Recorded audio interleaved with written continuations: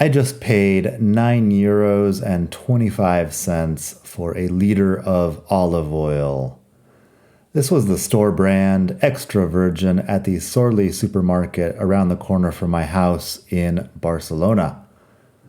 A few weeks ago, olive oil was $8.50 a liter, which was scandalous. 2 or 3 months ago, it was breaking $7, which was wild. I can go back and remember when I moved to Spain many years ago, and it was $3.50 for a liter of extra virgin, which seemed like a great deal. But time passes, and with massive inflation starting in 2021, the price of everything has been going up. Recently, although the official inflation rate has gone down, the price of olive oil has done nothing but rise. Maybe I've just picked the most expensive supermarket in town? Nope. Around the neighborhood, the situation isn't much better. Mercadona's store brand is also $9.25. The Lidl, a few blocks down, has some unheard-of brand for $7.69. And you can always go for lower grades of olive oil if you want. But these days, even Amazon seems to have prices hovering around €10 a liter. Hey everybody, welcome back to Spain to Go, the best podcast in the entire multiverse for all things Spain. As usual, I'm Daniel Welsh, coming to you from beautiful Barcelona. This is episode 55, and I can't believe I'm talking about olive oil. But here we are, October 2023, and olive oil is in the news. So, what's going on with the prices of olive oil in Spain? Olive oil, of course, is a staple of the Mediterranean diet. Spanish people use it for everything. The amount of oil they'll use to fry a single egg has always seemed, to me, somewhat wasteful. But since it was always so cheap, it didn't much matter. About those grades of oil, extra virgin should refer to the first pressing of the olives. After that, there's virgin, which is a second pressing, and other lower grades, which involve heat or chemical extraction. The lowest grade is aceite de orujo de oliva, which I've always avoided. From my understanding, it comes from the sort of paste left over after they've pressed and extracted the, better oils, and it's just the final attempt at getting something edible out of these olives. But now that the good stuff is €9 or €10 a liter, I might be experimenting with the lower grades. Also, pouring a ½ inch of oil into our collective skillet is starting to seem a bit ridiculous. The problem is a drought in the south of Spain that reduced last year's harvest to about half the usual level. Instead of the usual 1.2 million tons of olives, the 2022 harvest was just 664,000 tons. This is no small thing in a country that produces by far more olive oil than any other. The list of olive oil producing countries, you can find it online, but Spain is way out in front with more than double the amount of Italy, which is in second place. After that, you have Morocco, Turkey, Greece, Egypt, Portugal, Tunisia, etc. The United States is way down the list. I always thought that California produced a lot of olive oil, but it's basically nothing compared to what Spain produces. Anyway, according to industry predictions, the 2023 harvest, which is starting in a few weeks down south, should be somewhat better, and prices could begin to stabilize by next spring. But the amount harvested isn't the only problem producers are facing. There's also the rising costs of electricity, much of which is used in chopping and pressing the olives, and fuel, used in the harvest and transport of the finished product, which drive up the prices that consumers pay. On the blog expatmadrid.com, there is an article about this. It has a video attached to it, which is Cómo se hace el aceite de oliva.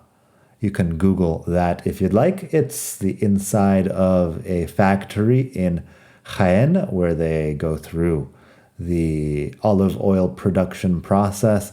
It's nothing too surprising, although I have a feeling that the video might be leaving out some large amount of backbreaking immigrant labor somewhere in the process. In the meantime, while prices stabilize, what should we do? Well, while we're waiting, I guess we could explore some alternative oils and fats in our cooking. Spanish people are often shocked and horrified at the mere suggestion of sautéing anything in butter. And I don't know if butter is any cheaper than olive oil these days. But it is delicious, and I recommend you use more of it. Then there's lard. Rendered from pork fat, it's not too expensive, but it does have the tendency to make your food taste a bit porky. This is okay in some recipes, but not in all, if you're cooking pork anyway. Adding a bit of extra porky flavor won't ruin it. My wife Morena's South Indian culture is heavy on the coconut oil. Coconuts in general are a big part of their economy out there. And coconut oil has a fairly neutral flavor and a high smoke point. So you can do a lot of different kinds of cooking with it. Here in Spain, my coconut oil comes from Amazon. It's liquid in summer and solid in winter, no problem. And at about 10 euros a kilo, it's no longer an expensive luxury, just a reasonably priced substitute. If you're feeling really creative, you can start saving fat from cooking other meats. Roasting a chicken will give you some fat you can refrigerate and use in future recipes, and making pork belly will give you more lard than you probably want to eat with your plate of lentils. I've been doing this sort of thing for years, and I recommend it. But isn't fat bad for you? No, it's not. But not everybody's gotten the memo yet. If you want the full story behind the vilification of fat, check out Gary Taubes and his infamous article called "What If It's All Been a Big Fat Lie?" It's on the New York Times website. It's from 2002. It's eye-opening. Short version, the case against saturated fats was always very flimsy, and all the real evidence points to other culprits for obesity and heart disease. Looking at you, sugar. Also, scientists engage in groupthink just like other people and will often pretend to believe whatever bullshit happens to be popular in order to protect their careers. I'm serious though. Read the article Gary Taubes, Taubes, and the article What If It's All Been a Big Fat Lie? Read it and prepare to go paleo. Also, don't get me wrong. Trans fats, also known as anything hydrogenated or partially hydrogenated, are terrible, as are oils chemically extracted from seeds humans have no business eating. I hate to break it to you, but cottonseed oil, shortening, margarine, and the like are more byproducts of other industrial processes than they are foods fit for human consumption. Don't even get me started. Anyway, that's about all I've got for today. We're hoping the prices of olive oil improve soon, but hit me up with your favorite paleo recipes. In the meantime, I'm at expatmadrid.com/contact.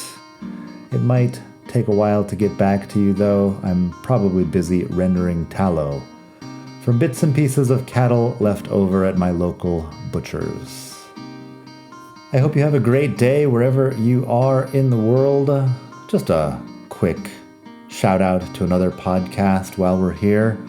While I'm rendering my own tallow, I'll probably be listening to the Revolutions podcast, in which a guy named Mike Duncan goes into great detail about various world revolutions. I'm currently listening to Series 10, which is about Russia, but he's done the French Revolution, the Mexican Revolution, and others. Russia is something I'm personally interested in. It's about 50 hours long, and it's really good.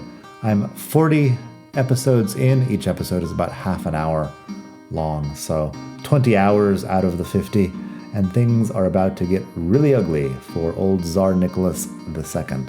You can listen to Revolutions on Spotify, on Apple Podcasts, probably wherever you're listening to this podcast. You can find Revolutions. In the meantime, please support this podcast by making a donation at expatmadrid.com/donate. You can buy me a virtual coffee over there. You can buy me 100 virtual coffees over there if you'd like. I appreciate every donation, large or small, helps to keep this podcast free and interesting, because we all love things that are free and interesting. You could also head by YouTube, Learn Spanish with Daniel. I'm giving Spanish lessons over there. It's fun.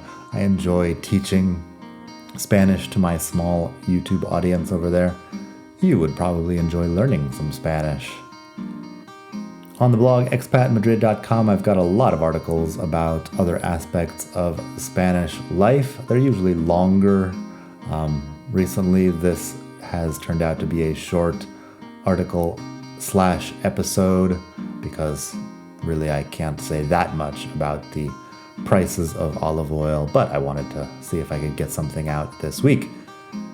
Soon we will have an update on my tax inspection situation, an update also on the Spanish real estate and mortgage market, my journey through Spanish bureaucracy in the pursuit of citizenship, and much more. So, subscribe, give me a like, give me 5 stars or whatever on Spotify, on Apple Podcasts, wherever you listen to this. Give me some stars. I appreciate it. I appreciate you. Thank you very much for listening, and we'll talk soon. Bye.